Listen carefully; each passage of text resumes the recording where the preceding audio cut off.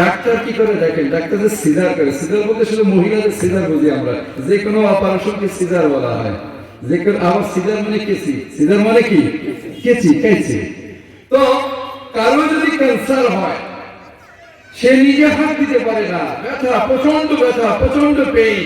Doctor কি করে, সেটাকে কাটে, সেটা অপারেশন করে, বহু কিছু তার থেকে বের করে, বহু মেডিসিন দেয়, সেলাই করে, ব্যান্ডেজ দেয়। এই যে এত কষ্ট একজন পুরুষ অথবা মহিলাকে দিল, এই ডাক্তারের স্বার্থটা কি? ডাক্তার কি ওই ব্যক্তির ভালোর জন্য করেছে না মন্দের জন্য করেছে?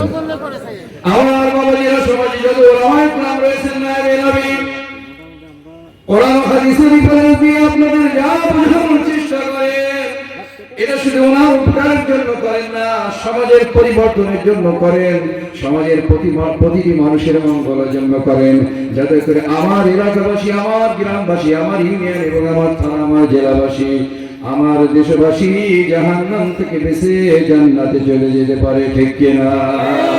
লা ইলাহা ইল্লাল্লাহ, মহব্বতের সাথে লা ইলাহা ইল্লাল্লাহ,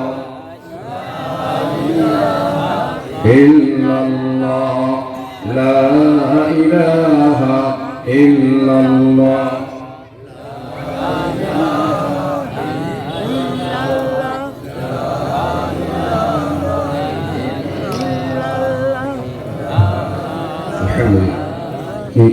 ला इलाहा इल्लल्लाह कर दिया जंग उहुद में, कर दिया जंग उहुद में मुस्तफा दंदा शहीद।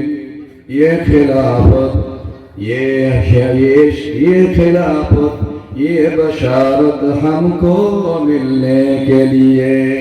ला इलाहा इल्लल्लाह, ला इलाहा इल्लल्लाह, ला इलाहा इल्लल्लाह मुहम्मदुर রাসূলুল্লাহ সাল্লাল্লাহু আলাইহি ওয়াসাল্লাম। সুতরাং ডাক্তার অপারেশন করে রোগীর উপকারের জন্য। ওলামায়ে কেরামরা যা বলেন, কোরআন হাদিসের রেফারেন্স থাকা লাগবে। যদি আমি একটা কিছু বলে ফেলে যে ভাই কালকে এই কাজ শুরু করে দেন, আমি কোনো রেফারেন্স দিতে পারলাম না যে না এখানে আল্লাহর হুকুম আছে না নবীর হুকুম আছে, রেফারেন্স সহ যদি বলেন, সেটা আমরা মানতে রাজি আছি তো ইনশাআল্লাহ। একটু পরেই পরিচয় পাওয়া যাবে মানবো কি মানবো না। এই একই আয়াতের মধ্যে সূরা আল ইমরানের 195 নম্বর আয়াত গেল।